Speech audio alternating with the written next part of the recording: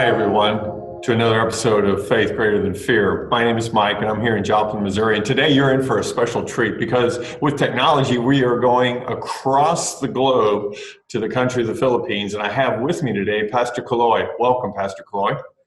Hi, Mike. Happy to be here. Good. Now, how is life in the Philippines and how are they coping there? I know that's something you and I are wanting to know. And so we'll just jump right in here. Pastor Caloy, tell us about how your family is dealing with the personnel matters that are under your roof with the lockdown there in Manila. Well, we're fine. My family's healthy. We're safe. None that I know of in my family has been infected. So we just thank the Lord for keeping us safe. But it's been very difficult for the past more than a month now. We've been practically on lockdown. We call it the enhanced community quarantine here, or ECQ. I guess the government doesn't want to call it a lockdown. Doesn't sound very well. So we've been at home for more than a month now. So what does that look like? I know that we in America have our understanding of what sheltering in looks like and so forth. What can you do? Can you go out at all? What is happening with schooling? What are some of those things? Okay, so, most of the companies are shut down. Schools are out. They have, I think, declared already that their kids are not going back to school. We have the barest minimum of skeletal manpower in companies and on the government services, providing basic services. So basically, the whole economy is at a standstill, except for the delivery of food and essential supplies, and particularly supplies for our hospitals and medical care facilities. They make sure supplies get there as soon as possible. But it's the economy is not moving at all. Nothing's happening in our country right now. And I've been there recently, and you have lots of traffic, and so now the traffic is pretty negligible in your major cities, and you could move around quickly if you wanted to, probably right now. Yeah. What are the number of cases that they've said have been reported? Number of deaths? Do you have any idea of the numbers there? Yes, the last that I've heard, we have to date more than 5,000 cases. We have more than 200, nearly 300 deaths, and a significant number of them are healthcare workers, actually, doctors and nurses who contracted the disease because they had no idea the people they were treating were actually infected by the coronavirus. So they caught the virus as well. Although we're seeing a slowing down of the number of cases. Towards the end of March, we had about 500 to 700 cases a day, but now we're down to about 200 cases a day. So that may be an indication that it's been flattening. It's been going on for about 5 days now, I think, that the cases are down to about 200 cases a day. Hopefully, towards the end of the month and even onwards to May, we can bring it even further down. That's great news. Tell us a little bit about what you do in your ministry and how this unprecedented time has affected your outreach and how you've had to be creative. Yes.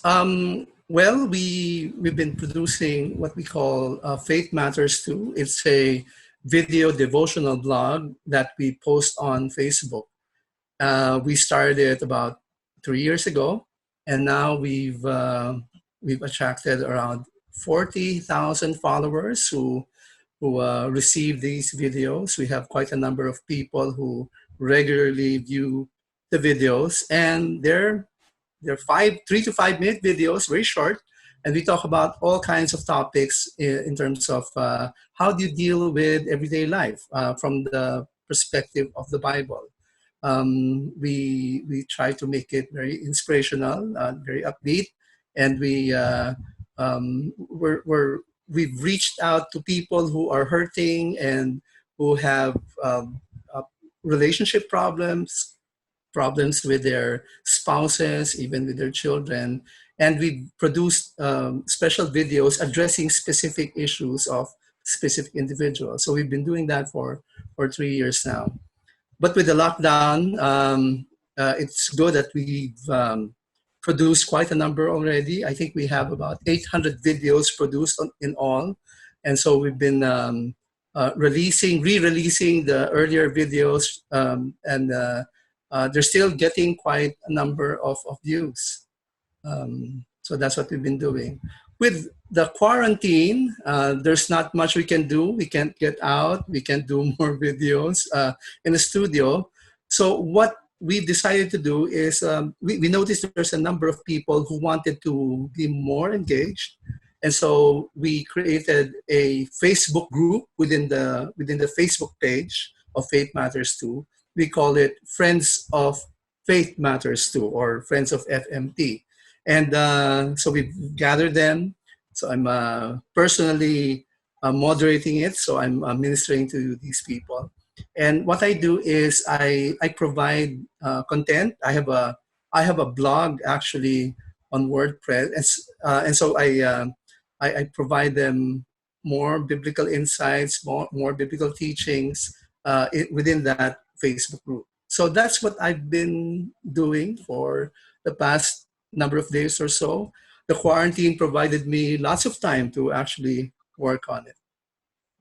That's amazing. So 40,000 involved, and out of that, an inner circle of those who want to hear more about God's word from your heart to their hearts. Isn't that fabulous? The technology doesn't get in the way, but actually is an accelerator for what you're able to do and amplify in a way your voice and your teaching heart and your heart as a minister of the gospel and compassion. That's fabulous. So what would be in these times, we have the episode in here, it's called, Faith Greater Than Fear. What would you want to tell our audience about a lesson you've learned or something that you're going, friends, listeners, this is what I'd like to talk to you heart to heart right now?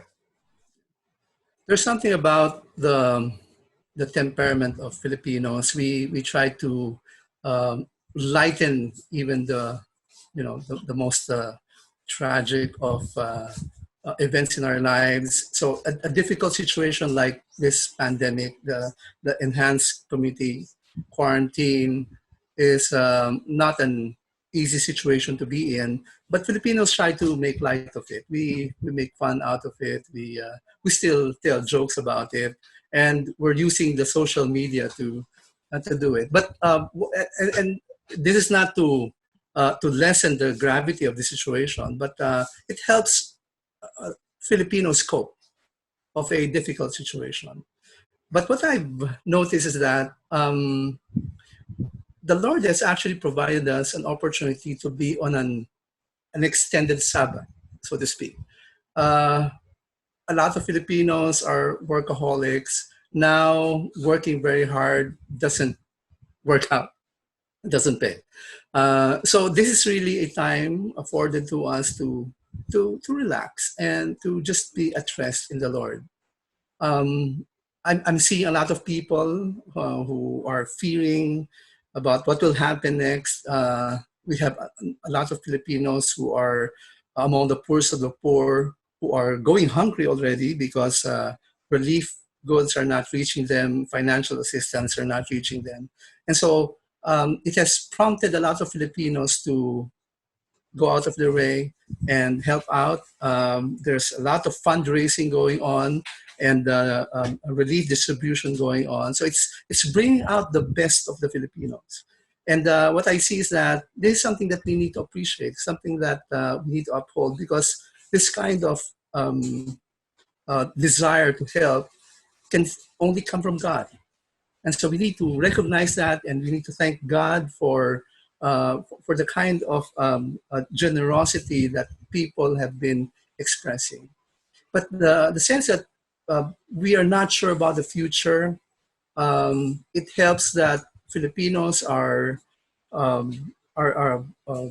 very religious people, and preaching the gospel to a people who are right now very, very open to the gospel. Um, they're not sure of what's going to happen, but they know that there is a God that they can call on, and who is willing to help us, who's willing to provide us, give us the peace that's beyond our understanding, provide us whatever we will need if we will ask Him. We know and we understand that things will never be the same, but we have the assurance that if we call on to God, we know that everything is going to be all right. Yeah, yeah. Great words. So, friends, I hope you heard the heart of Pastor Caloy from Philippines saying, number one, be of good cheer, be optimistic. You know, this too is going to pass. God's got this. And secondly, is that seeing that inside of our humanity, though broken, is that there are a lot of people doing good things for their neighbors and for their family and for their communities and for their country. And so, Pastor Caloy, thank you for taking some of your busy time as you reach out to thousands of people through technology, and then your own family as well. We here in America want to thank you. God bless you. And for all of you, we want to invite you again soon to another episode. And if you enjoyed this, one of Faith Greater Than Fear, share it with somebody else, tell others. And we have the honor here at GNPI partnering with quality people like Pastor Caloy. So from all of us here in Joplin, Missouri, across the oceans in Manila, Philippines, we wish you all the best. God's blessings. Till next time.